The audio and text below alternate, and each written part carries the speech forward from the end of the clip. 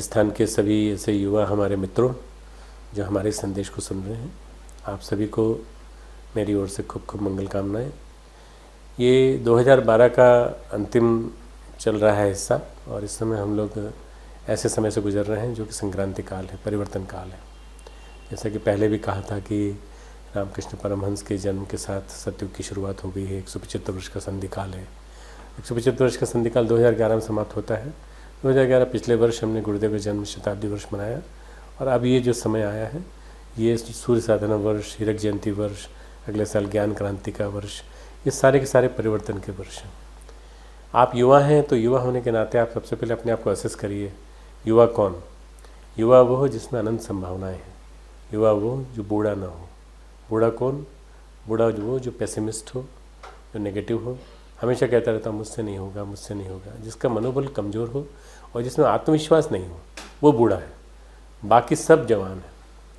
आप में से अगर कोई उम्र की दृष्टि से अगर बुजुर्ग भी हैं और अगर अंदर से उमंग है कि नहीं गुरुदेव का काम करते करते ही मर जाना है, तो आप युवा हैं। अगर ये आपके मन में भाव है तब तो मैं आपको युवा कहूँगा। वायु की गति से तेज चलने वाले, एक हमेशा एक मादा अपने अंदर प्रचंड ऊर्जा, उद्दाम वेग अपने अंदर बनाए रखने वाले युवा कहलाते हैं। आप अपने आप को खुद असेस करिए, खुद मूल्यांकन करिए कि क्या आप युवा हैं। क्या सुबह से शाम तक आपके मन में काम करने की उमंग छाई रहती है?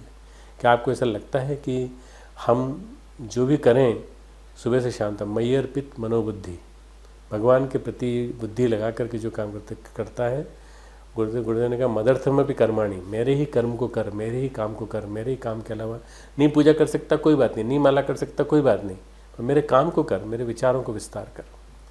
मित्रों, आज हम जिस समय से गुजर रहे हैं ये समय बड़ा विषम है। बहुत समय भौतिकवाद, चारों तरफ बाजारी बाजार, बाजारवाद, एक प्रकार से कहा जाए कमर्शियलाइजेशन हो गया है, बाजारीकरण हो गया है, उपभोक्तावाद छा गया चारों तरफ। तो कोई अतिशयोक्ति नहीं होगी कि वास्तव में इसकी वजह से माहौल बहुत गड़बड़ा है, प्रदूषित हुआ है। और ऐसे प्रदूषित वातावरण में युवा मन का भटकना स्वाभाविक है। अगर साधना नहीं है तो मन भटकेगा और ऐसे में भटकते हुए उसमें सबसे अगर बड़ा सहारा है तो गुरुदेव के चिंतन का सहारा है। अगर आपके जीवन में स्वाध्याय है, अगर आपके जीवन में चिंतन को गति देने का बल है तब तो ठीक है, नहीं तो ये समय बड़ा नेगेटिव समय है। गुरुदेव ने कहा है, एक लेख हमने जनवरी फरवरी अखंड ज्योति में छापा था 2012 की, आप देखिएगा उसको, कि सिद्धांतों की दृष्टि से जितनी घटिया कौम हो सकती थी उतनी घटिया कौम इस समय चल रही है। मैं आप लोगों के लिए नहीं कह रहा हूँ, आप लोग तो बहुत ही ऊर्जावान हैं, आपके अंदर करने की उमंग है, परंतु हमारे आसपास जो वातावरण है वो सारा का सारा उसी चीज़ से भरा हुआ है।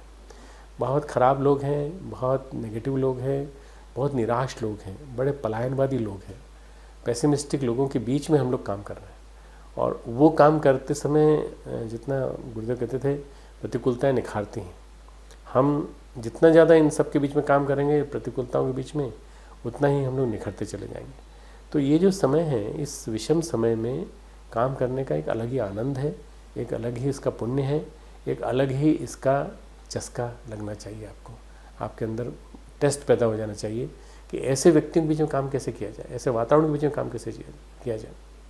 इस समय नेगेटिव फोर्सेस जितने ज़्यादा खींच रही हैं, जितना ज़्यादा युवा मन को भटका रही हैं, उतना पहले कभी नहीं था। ये एक ऐसा समय है जो सबसे ज़्यादा विषम समय है। 2012 से लेकर 2020 तक हम लोग बहुत सारी चीज़ें देखेंगे। राजनीति की दृष्टि से देखा जाए, भटकाव ही भटकाव है, भ्रष्टाचार का बोलबाला है, चारों तरफ बोलबाला है।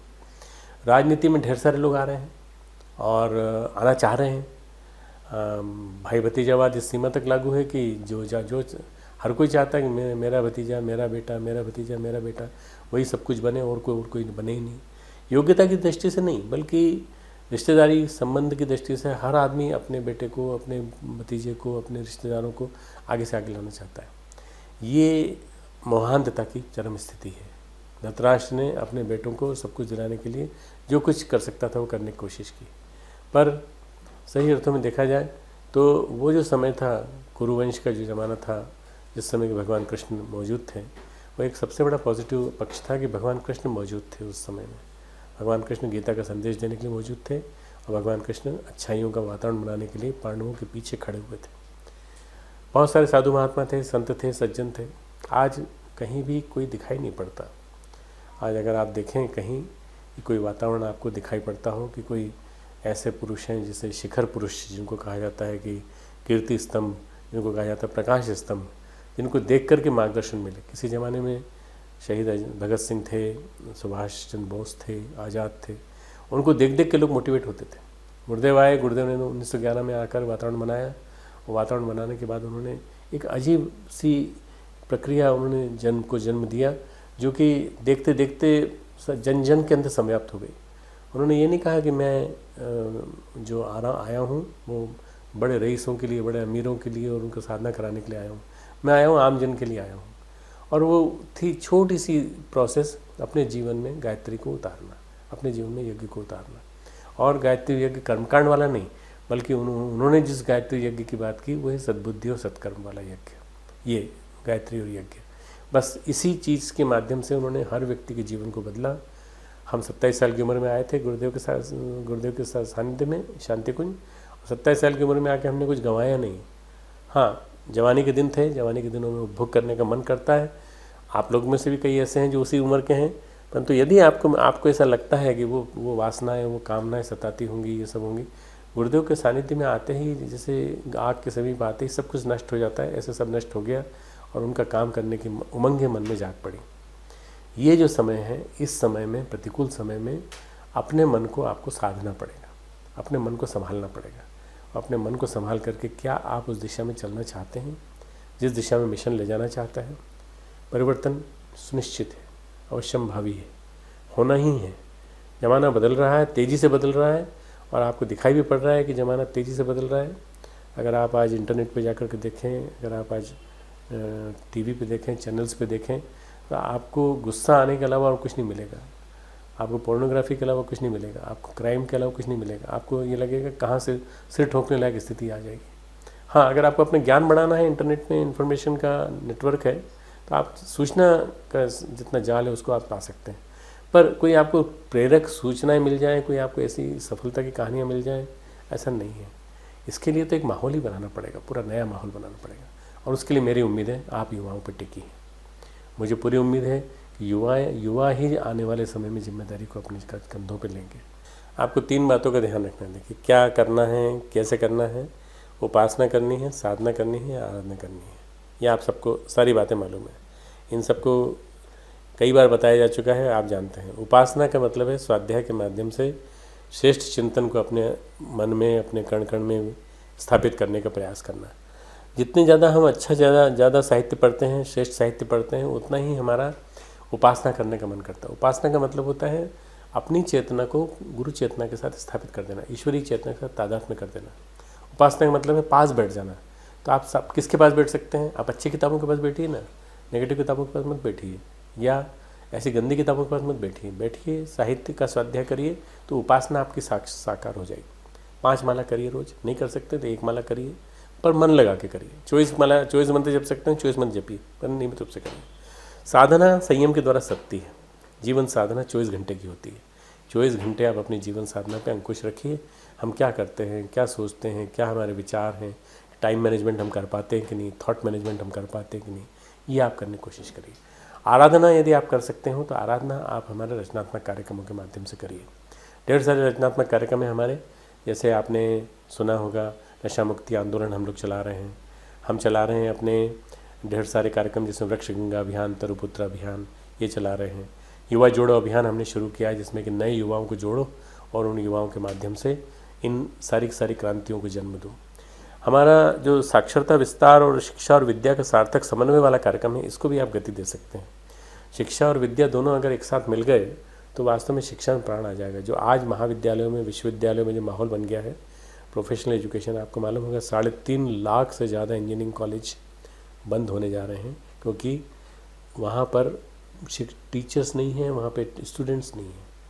शिक्षा की ये स्थिति होगी कि विज्ञान की दिशा में कोई जाना नहीं चाहता, कमाने वाली MBA और इसमें जाना चाहता है। इसलिए अगर आपको क्रांति लानी तो शिक्षा और विद्या दोनों जोड़ करके लानी पड़ेगी। शिक्षक अच्छे तैयार करने पड़ेंगे। शिक्षक तैयार करने का तंत्र हमारा मिशन खड़ा कर सकता है, आप युवा तैयार कर सकते हैं। इसके अलावा और भी आप जो आगे काम कर सकते हैं वो है विभिन्न रूपों में स्वास्थ्य का विस्तार, स्मृति उपवन स्थान स्थान पर स्थापित करना और विभिन्न रूपों में हमारे भारतीय संस्कृति ज्ञान परीक्षा का जो प्रकल्प है उसको घर घर तक पहुंचाना, जन जन तक पहुंचाना। साधना का जो स्वरूप हमने बताया आपको, इस साधना के स्थान स्थान पर कैंप चलें, शक्ति जैसे यहाँ अंतर ऊर्जा जागरण साधना चलाई जाती है, वैसे ही छोटे छोटे एक एक दिन के 1.5 दिन के सत्र स्थान स्थान पर चलें तो आनंद आ जाएगा। भाइयों बहनों, आप लोग स्वस्थ एस्केप रूट को निर्धारित करने का रास्ता बनाइए। आज नेगेटिव एस्केप रूट हैं तो क्या हो गया है, आदमी नशे की ओर जा रहा है, आदमी जंक फूड की ओर जा रहा है, आदमी बुरी किताबों की स्वाध्याय, पुरानी ऐसी पोर्नोग्राफी किताबों की स्वाध्याय की तरफ जा रहा है। स्वस्थ एस्केप रूट का मतलब है कि स्वस्थ एस्केप रूट के माध्यम से आप जन जन के बीच में अच्छी चीज़ों का विस्तार कीजिए, अच्छी चीज़ों को प्रचार प्रसार कीजिए। यदि ये संभव हो सके तो आनंद आ जाएगा। आप सभी युवाओं से मुझे बहुत उम्मीद है, मिशन आप खड़ा करेंगे, भविष्य का मिशन 2015 के बाद का मिशन खड़ा करने के लिए अपने आप को सशक्त बना लीजिए, मसल्स मजबूत कर लीजिए, हाथ पांव अच्छी तरह दंड बैठक लगा के तैयार कर लीजिए। आप लोगों को अपने शरीर को भी स्वस्थ बनाए रखना है, मन को भी सबल बनाए रखना है, कॉन्फिडेंस अपना मजबूत करते रहना है। प्रतिदिन सूर्य भेदन प्राणायाम करिए, रोज़ सूर्य साधना वर्ष चल रहा है तो आपको निश्चित रूप से शक्ति मिलेगी। और उसके बाद अपना नियमित क्रम बनाए रखिए। नियमितता में बहुत बल है, नियमितता, निरंतरता, रेगुलरिटी एंड कंटिन्यूटी, यदि ये बनी रहेगी तो आपकी जो युवा शक्ति है वो अक्षुण्ण बनी रहेगी। आप कम से कम 60, 70, 80 साल तक बूढ़े नहीं होंगे। मैं 62 साल का हूँ, मैं बूढ़ा नहीं हूँ, आने वाले 20 साल तक भी नहीं होने वाला।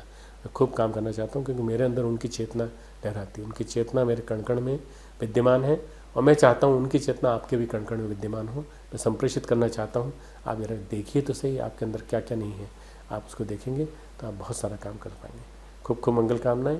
युवा शिविर स्थान स्थान पर आयोजित कीजिए और आप अपने अंदर शक्ति का संचार करिए। यहाँ से जाइए तो जहाँ जाइए वहाँ अलग जगाइए और एक श्रेष्ठ युवा, प्रवासी युवा, देव संस्कृति के युवा बन करके प्रचार प्रसार कीजिए। खूब खूब मंगल कामनाएं।